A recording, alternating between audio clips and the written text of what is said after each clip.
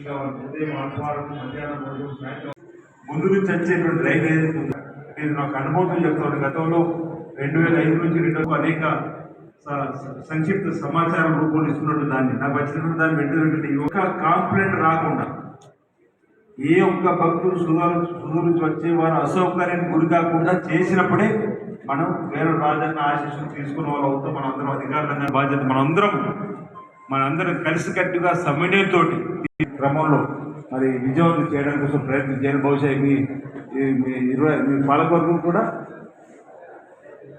20 శివరాత్రి నాడే మీకు మంచి అదృష్టం ఉంది. అదే రోజు దేవదాయ శక్తులు చేసుకొని మరి వీలైనంత ఎక్కువగా మనం మీరందరూ సూచన సలహాలు ఇవ్వండి. శివరాత్రికి వచ్చే వాళ్ళు తప్పనిసరిగా ధర్మగుండంలో స్నానం చేయాలనుకుంటారు. ఓపెన్ చేసి పెడదామా, పాత వాళ్ళు తీసేసుకుంటా అక్కడ కూడా మనం గత పెట్టే కార్యక్రమం కూడా చేస్తూ 24 రోజు మనం దేవాలయాన్ని ప్రారంభించి ఉంచుకుంటాం కాబట్టి ఆ క్రమంలో చేయాలి. వచ్చేటువంటి ప్రోటోకాల్ వాళ్ళని ఎలా తీసుకువెళ్ళాలి, విఐపీలను ఎలా తీసుకువెళ్ళాలి, వాళ్ళకి సంబంధించిన ప్రత్యేక లైన్లను ఎప్పటికప్పుడు సమన్వయపరుచుకునేటువంటి దాన్ని కూడా ముందస్తుగానే చేసుకొని వాటిని అమలు చేసే విధానం ఉండాలని చెప్పిన సందర్భంగా నేను తెలియజేస్తూ మరి ఇక్కడ పోలీస్ శాఖకు సంబంధించినటువంటి కూడా ప్రధానమైనటువంటి గౌరవ ఎస్పీ గారు ప్రత్యేక జామర్ లాగా ఉండడం వల్ల జామర్ మనం ఏం పెడతలేం, కానీ భక్తుల సంఖ్య పెరిగినప్పుడు సెల్ ఫోన్ సంఖ్య తీసుకుంటూ గౌరవ పాత్రికేయ మిత్రులు ఇచ్చే సూచనలు కూడా, ఎందుకంటే మనం అందరం కూడా సమిష్టిగా వచ్చిన శివరాత్రి కోసం మనం చేస్తున్నాం. ఈ రోజు కూడా విప్ గారు ఆధ్వర్యం, కలెక్టర్ సార్ గారు ఆధ్వర్యం మీటింగ్ ఇక్కడ జరిగింది. మనం క్యూ మేనేజ్మెంట్, క్రౌడ్ మేనేజ్మెంట్, బయట ఉన్న మేబీ ఏమైనా థెఫ్ట్ ఆఫెండర్స్ వస్తే వేరే జిల్లా నుండి, లేకపోతే ట్రాఫిక్, పార్కింగ్, దీనిపైన మనం దృష్టి పెట్టి దాదాపు 1200 to 1300 మెంబర్స్తో మనం బందోబస్తు ఏర్పాటు చేస్తాం. భక్తులకి ఇబ్బంది లేకుండా వాళ్ళ ఇది దర్శనం అయిపోతుంది, అది మనం అట్లా ఏర్పాటు చేస్తున్నాము. భక్తులు కూడా కొంచెం ఓపికతో రావాలి, ఎందుకంటే ఎక్కువ మంది 3-4 lakhs వస్తారు అంటే మీరు కూడా కొంచెం ఓపికతో వస్తే మంచిగా జరుగుతుంది. అందరికీ నమస్కారం. Thank you. సీసీ కెమెరా టౌన్లో దాదాపు ఆల్రెడీ 250-300 కెమెరాస్ ఉన్నాయి. అది కాకుండా ఇంకా జస్ట్ టెంపుల్ ప్రెమిసెస్లో ఇంకా 50 వరకు మనం ఏర్పాటు చేస్తున్నాం. ఓకే, అందరికీ నమస్కారాలు. ప్రెస్ మిత్రులందరికీ, ప్రింట్ మీడియా, ఎలక్ట్రానిక్ మీడియా మిత్రులందరికీ నమస్కారాలు.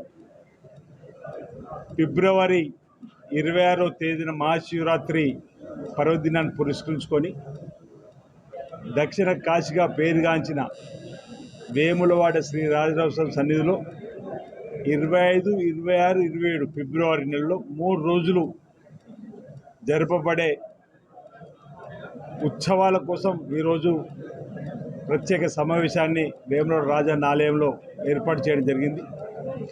దీనికి గౌరవ కలెక్టర్ గారు, గౌరవ ఎస్పీ గారు, గౌరవ రాజన్న సిరిసిల్ల జిల్లాకు సంబంధించిన ఉన్నతాధికారులందరూ కూడా హాజరు కావడం జరిగింది. ఈసారి సమ్మక్క సారక్క జాతర లేనందున భక్తుల సంఖ్య ఎక్కువగా రావడం జరుగుతుంది. ఒక భావనతో ఇంచుమించు 3,50,000 నుంచి 4 లక్షల వరకు కూడా వచ్చేటువంటి భక్తులకు ఎలాంటి ఇబ్బందులు తలెత్తకుండా తీసుకోవాల్సినటువంటి జాగ్రత్తలపైన ప్రత్యేకమైనటువంటి చర్చ అధికారుల ద్వారా తీసుకోవడం జరిగింది. అధికారులందరినీ కూడా అప్రమత్తం చేస్తూ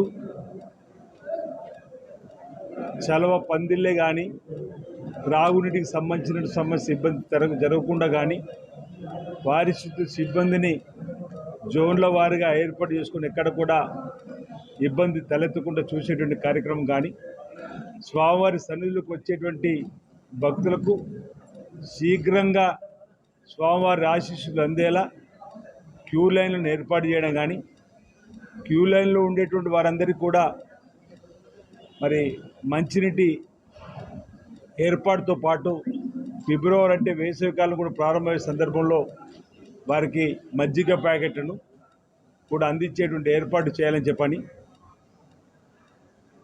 బాత్రూమ్స్ను కూడా అత్యధికంగా ఏర్పాటు చేసి ఎలాంటి భక్తులకు ఇబ్బంది తలెత్తకుండా చూడాలని చెప్పని, కానీ వసతికి సంబంధించి ఇబ్బంది కలగకుండా చూడాలని చెప్పని ఆల్ డిపార్ట్మెంట్స్తో ప్రత్యేకమైనటువంటి సమావేశంలో వారు ఇచ్చిన సూచనలు సలహాలు తీసుకుంటూ పట్టణ ప్రముఖులు, వివిధ రాజకీయ పార్టీ నాయకులు, పాత్రికేయ మిత్రులు ఇచ్చిన సూచనలు సలహాలు తీసుకొని ఆ పరంగా రాజధాని భక్తులు ఇచ్చిన సూచనలు తీసుకుని ముందుకు పోవాలని చెప్పని ఒకటి నిర్ణయం తీసుకోవడం జరిగింది.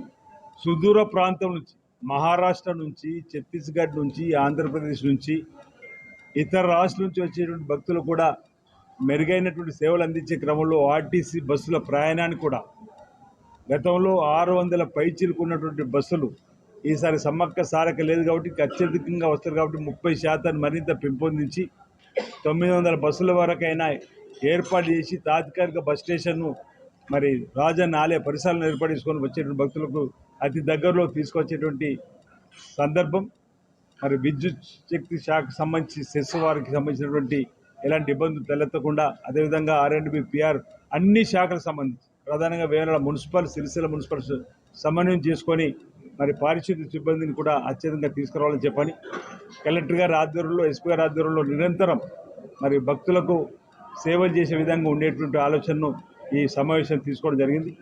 ఆలయం పక్షాన ఏర్పాట్లన్నీ కూడా స్వామివారి సన్నిధిలో సున్నాలు కలర్స్ ఏదైతే వేసేటువంటివి ఉన్నాయో వాటన్నిటి కూడా 7 రోజుల ముందే అంటే వారం రోజుల ముందే భక్తుల రాకకు ముస్తాబు చేసి రంగం సిద్ధం చేయాలని చెప్పని ఈరోజు ఈ సమావేశం యొక్క లక్ష్యాన్ని ముఖ్య ఉద్దేశాన్ని కూడా మరి తీసుకుని అధికారులకు దిశానిర్దేశం చేయడం జరిగింది. గౌరవ కలెక్టర్ గారు, ఎస్పీ గారు, ప్రభుత్వ పక్షాన గౌరవ ముఖ్యమంత్రి రేవంత్ రెడ్డి గారు కూడా ఈ మహాశివరాత్రి ఉత్సవాలు ఘనంగా జరపని వారు కూడా మాకు ఆదేశాలు ఇవ్వడం జరిగింది. జిల్లాకు సంబంధించిన ఉమ్మడి మంత్రులు పొన్నం ప్రభాకర్ గారు అదేవిధంగా శ్రీధర్ బాబు గారు కూడా ఎప్పటికప్పుడు సమన్వయం చూసుకొని చక్కటి ఏర్పాటు చేయమని చెప్పని కూడా వారు కూడా చెప్పడం జరిగింది.